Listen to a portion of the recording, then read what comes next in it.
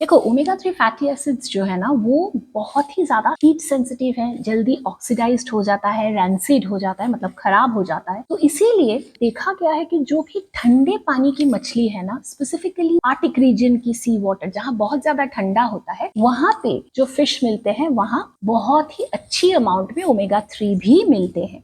अब क्वेश्चन ये आता है, इंडियन फिश जो मिलते हैं, इंडियन सी फिश या रिवर फिश, फिर उनमें क्या कोई ओमेगा 3 होता ही नहीं है? ऐसा नहीं है, उससे भी आपको ओमेगा 3 मिल जाएगा। ऑफ कोर्स उतना अच्छा सॉस नहीं होंगे, पर आपको आपकी डेली रिक्वायरमेंट अगर आप कॉन्शियसली खाओ तो मीट आप कर सकते हो। अब ये भी एक फैक्ट है कि ये ओमेगा 3 फैटी एसिड्स की जो कंटेंट है का लोकेशन, सीजन और कुकिंग मेथड पे वैरी करता है। मतलब ऑलरेडी आपको थोड़ा कम या मॉडरेट अमाउंट में ही ओमेगा 3 मिल रहा है इंडियन फिश से। अब अगर आप आपकी कुकिंग मेथड पे ध्यान ना दो तो आप पूरा का पूरा ओमेगा 3 जो है वो भी खराब कर सकते। इसीलिए चलो इस वीडियो में हम बात करेंगे कि कैसे आप कुक करो फिश को ताकि आपकी ओमेगा 3 की जो क्वांटिटी है वो बरकरार रहे। पता है सबसे खराब आप क्या कर सकते हो फिश के साथ, स्पेसिफिकली ओमेगा 3 के कॉन्टेक्स्ट में? अगर आप उसे डीप फ्राई करते हो। डीप फ्राइड फिश मुझे पता है बहुत ही यम होता है, देखो खाने में बड़े मजेदार है, पर ओमेगा 3 के पर्सपेक्टिव से अगर आप देखो तो वो सबसे खराब है। क्योंकि जब भी आप हाई टेम्परेचर में डीप फ्राई करते हो फिश को, उसकी जो ओमेगा 3 कंटेंट है वो बिल्कुल खराब हो जाता है। फिश काफी ज्यादा ऑयल अब्सॉर्ब कर लेता है, टेम्परेचर भी बढ़ा हुआ है, तो पूरा ओमेगा 3 जो है वो डिग्रेडेड हो जाता है। दूसरा जो सबसे खराब चीज हो सकता है कुकिंग प्रोसीजर के मामले में ओमेगा 3 के लिए, वो है कैनिंग।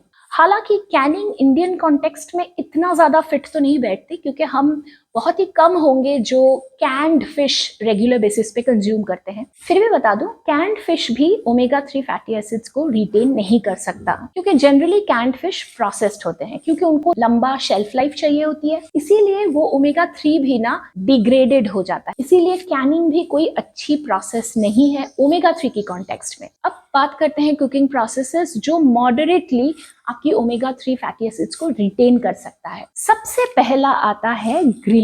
देखो ग्रिल्ड फिश बहुत यम होता है, specifically with some salad with mashed potato, हम बहुत एंजॉय भी करते हैं। ग्रिलिंग प्रोसीजर में वो ना बहुत ही वैरी करता है कि कितना ओमेगा 3 उसमें रहेगा, कितना खराब हो जाएगा, क्योंकि उसकी टेम्परेचर बहुत अच्छे से कंट्रोल नहीं कर सकते, कभी बढ़ जाता है कभी कम हो जाता है, तो इसीलिए ये एक दिक्कत होती है। और दूसरा होता है कि फैट ना ड्रिप ऑफ होता है। आप देख सकते हो कि जब आप ग्रिल करते हो थोड़ा सा फैट वो बाहर भी चला जाता है, राइट, वो इतना रिटेन नहीं होता। इसीलिए कि जब आप ग्रिल करते हो कुछ अमाउंट में ओमेगा 3 आपका खराब हो जाता है। नेक्स्ट जो कुकिंग प्रोसेस आता है वो है पैन फ्राइंग। ये पैन फ्राइंग की प्रोसेस में भी ना थोड़ा बहुत ओमेगा 3 लॉस होता है। क्यों? क्योंकि ये डिपेंड करता है कि आप कौन से हीट में फ्राई कर रहे हो और कितनी देर तक कर रहे हो। अगर आप बहुत ही हाई फ्लेम में फिश को पैन फ्राई कर रहे हो तो थोड़ा सा आपका जो ओमेगा 3 है वो खराब हो जाता है। या फिर अगर आप बहुत लंबे टाइम पे, कभी कभी होता है ना कि हम फिश छोड़ के चले गए और फिर थोड़ा सा जल गया, हम भूल ही जाते हैं, तो वैसे सिचुएशन में आपकी जो ओमेगा 3 फैटी एसिड्स हैं वो बिल्कुल खराब हो जाता है। थर्ड जो कुकिंग प्रोसेस है वो है माइक्रोवेव कुकिंग। अब देखो माइक्रोवेव कुकिंग बहुत फटाफट होता है, बहुत आसान भी है। आज की तारीख में हमारी फास्ट लाइफ को अगर हम कंसिडर करें तो ये इजी होता है, पर इसमें एक प्रॉब्लम है कि ये क्विक होता है और ये बहुत अनइवनली हीट करता है, इसीलिए ना थोड़ा बहुत ओमेगा 3 इधर उधर हो जाता है। तो फिर बेस्ट तरीका क्या है फिश कुक करने का? एक हो सकता है बेकिंग, क्योंकि देखो बेकिंग में ड्राई हीट है और टेम्परेचर बहुत ज्यादा नहीं है बहुत कम भी नहीं है, आप एक मॉडरेट टेम्परेचर में धीरे धीरे फिश को कुक करते हो, राइट, तो इसीलिए आपकी फैटी एसिड्स का जो डिग्रेडेशन है वो सबसे कम होता है। नेक्स्ट जो और एक अच्छी प्रोसेस आप इस्तेमाल कर सकते हो वो है पोचिंग। पानी में फिश को रखो और पानी में हल्की टेम्परेचर में उसको कुक, इसमें भी फिश की ओमेगा 3 का डिग्रेडेशन है वो बहुत कम होता है। और जो बेस्ट तरीका है वो है स्टीमिंग। हम बंगाली लोग ना भापे बोलते हैं इसको, if you are a Bengali you will get my point. तो अगर आप स्टीम करते हो ना फिश को, डायरेक्टली फ्राई ना करके, पैन फ्राई डीप फ्राई ये सब ना करके, बस स्टीमिंग प्रोसेस, मतलब पानी में हल्का सा पानी और कम टेम्परेचर देके अगर उसको आप लंबे टाइम के लिए थोड़ा छोड़ दो,